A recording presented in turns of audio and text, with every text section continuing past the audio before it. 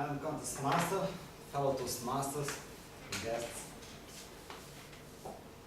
Walking my father's aunt, we stopped in front of the door. Well, if it can be called a door. Usually, doors are still objects, open or closed, but still. That particular door was continuously moving, and it was quite frightening. Kneeling by my side, my father thoroughly explained to me how to get through it, and that we were going to visit his aunt working behind that door.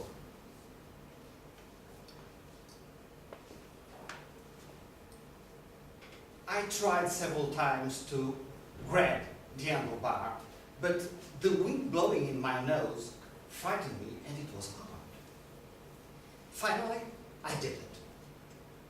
I did several turns with the door, and finally, I was left in the other side, just in front of my father, in the wrong place. Amused with the situation, my father sent me in again. This time, I was able to leave the handlebar in the right side, just to face an old lady looking at me very seriously behind his desk and his glasses, with a very unfriendly look. We were not expected. I was not recognized. So the lady sent me out, which I did. My father was even more amused with the situation, so he sent me in again. This time, the old lady brought me out, and not in a very gentle way. Outside, facing my father, she was ashamed for not recognizing me. And she tried to compensate by filling my pockets and my mouth with a huge amount of chocolates.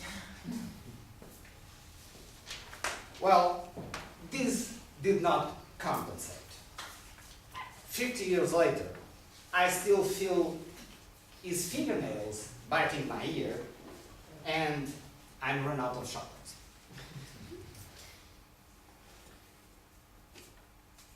I still feel her fingernails when I see a revolving door.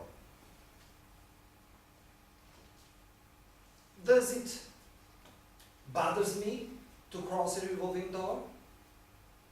Well, I still feel her fingernails. I'm run out of chocolates, but no. I choose to go through. And why?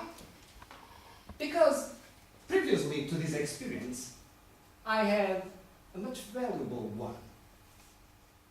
Being a very shy young boy, my grandmother, in his wonderful smile, used to bring me by the hand behind an open door, duck for just 1 second, and then live again, confident, smiling. Shame left behind the open door. By telling me I could hide my shame behind an open door, my grandmother taught me self-confidence no matter what. One day, we were expecting visitors at home, and we were all very excited, of course. And in the precise moment, the doorbell rang. I pour my milk all over myself. My sister looked at me and said, "Not you, you're all dirty. Aren't you ashamed?" "Yes, me too. I would like to meet our friends at the door, but I I'm drenched in milk. Suddenly, my grandmother's words resounded in my head. I walked behind the open door, undressed my milky clothes, and ran to the